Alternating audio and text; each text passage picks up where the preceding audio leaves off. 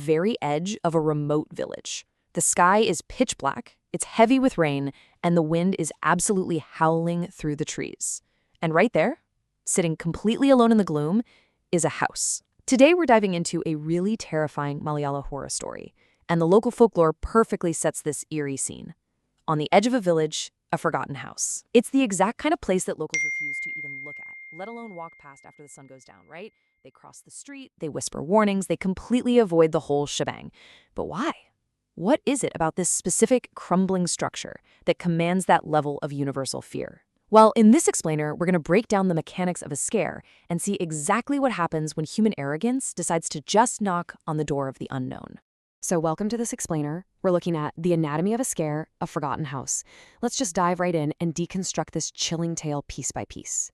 To start, here's our timeline, centering around a young man named Arjun. Step 1, evening, Arjun's arrival. Step 2, midnight, the sounds begin. And step 3, dawn, the disappearance. Mapping it out like this shows us his total window of isolation. Once Arjun walks into that house, he is literally cut off from the rest of the world until morning. Now, you might be wondering, why would anyone go in there? Well, the core motivation here is a challenge. Arjun is your classic skeptic. He hears these terrified whispers from the villagers, hears the stories of this dark, rain-battered house, and he just completely dismisses them as mere myths. He kind of thinks he's the smartest guy in the room. Honestly, let me ask you, if an entire village abandons a property, would you just stroll right in? Probably not, right? But Arjun's arrogance is the catalyst for everything. He decides to stay the night purely to prove everyone wrong. It's that classic setup, the modern, logical mind walking straight into an ancient, totally illogical trap. And then the clock strikes 12. 12 midnight, the witching hour. In almost every piece of folklore around the world, midnight is a threshold, right? It's that exact moment when the veil between our world and the known is at its absolute thinnest. This isolated house was already creepy enough in the evening, but as it hits 12, it's plunged into complete, oppressive darkness. The storm outside is just raging, but inside, the silence becomes so heavy, it's almost suffocating. It's actually a brilliant sensory deprivation tactic in the story. By removing his vision, it forces Arjun, and by extension us, to rely entirely on sound. And you guessed it, that is exactly when it starts. Right at the peak of that dead silence, a sound breaks through.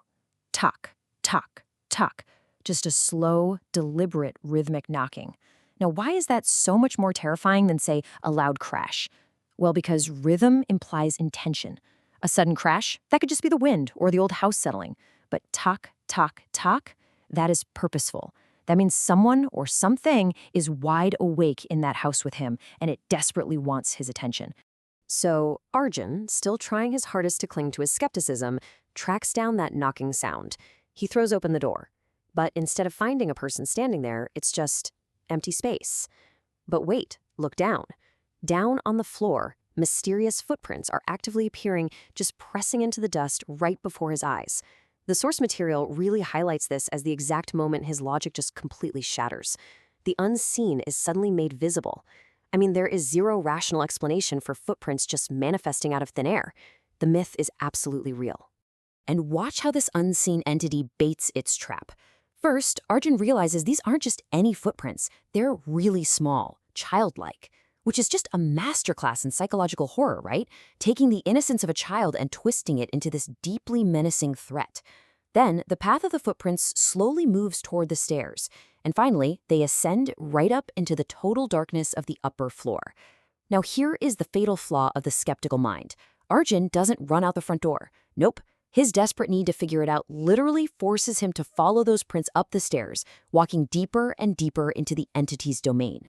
So he reaches the top of the stairs and he peers into the shadows of the room. And what does he find? A violently shaking chair, just sitting there in the shadows. There's nobody sitting in it, just this raw, kinetic energy from a totally invisible source. All of it, the knocking, the footprints, the creepy path up the stairs, it was all leading him right to this solitary chair in the dark. It is the absolute visual climax of his discovery. The house itself is physically reacting to a presence that Arjun can't see, but is undeniably right there in front of him. And then the dead silence of the room is pierced. A slow, incredibly chilling whisper echoes from that empty, shaking chair. Did you see me? Man, just imagine the pure terror of that exact moment. The entity is acknowledging him. It's playing a game with him.